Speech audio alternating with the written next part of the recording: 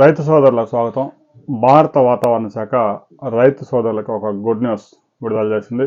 రాబోయే 2 రోజుల పాటు 2 తెలుగు రాష్ట్రాల్లో మోస్తరు వర్షాలు, అక్కడక్కడ భారీ వర్షాలు నమోదయ్యే అవకాశం ఉంది.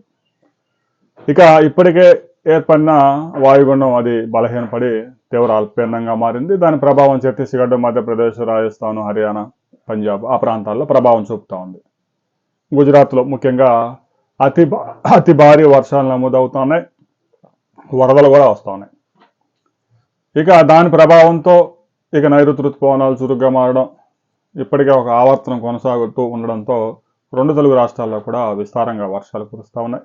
అయితే చాలా ప్రాంతాల్లో మోస్తరు వర్షాలకే పరిమితమైంది. కొన్ని ప్రాంతాల్లో అక్కడక్కడ మాత్రం ఉరుములతో కూడిన అతి భారీ వర్షాలు నమోదవుతూ ఉన్నాయి. ఇక ఇప్పటికే కర్ణాటక, తుంగభద్ర ఎగువ ప్రాంతాల్లో, పరివాహక ప్రాంతాల్లో పెద్ద ఎత్తున వర్షపాతం నమోదైంది. ఒకే రోజు 11 సెంటీమీటర్ల వర్షపాతం నమోదైంది. దాంతో తుంగభద్ర నది కూడా పొంగి ప్రవహిస్తుంది.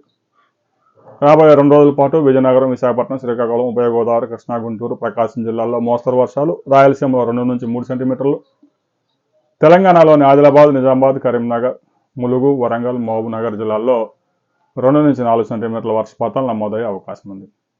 ఇప్పటికే గడిచిన వారం రోజుల్లో 2 తెలుగు రాష్ట్రాల్లో కొన్ని ప్రాంతాల్లో 15-16 సెంటీమీటర్ల దాకా వర్షపాతాలు నమోదయ్యాయి. చాలా ప్రాంతాల్లో 7 నుంచి 8 సెంటీమీటర్ల వర్షపాతం నమోదైంది.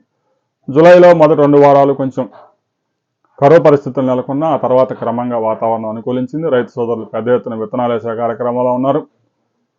2 నదుల మీద ప్రాజెక్టులన్నీ నిండు కుండల్లా మారడంతో ఈ ఏడాది వరి సాగు కూడా ఒక పంటకైతే డోకా లేదు. కృష్ణానది ప్రాజెక్టుల కింద అయితే 2 పంటలు కూడా సాగు చేసుకునే అవకాశం ఉంది. ఇక రాబోయే 2-3 రోజుల్లో ఏ ప్రాంతాల్లో ఎంత వర్షపాతం నమోదైంది అనే వివరాలతో మనం మరో వీడియోలో కలుసుకుందాం.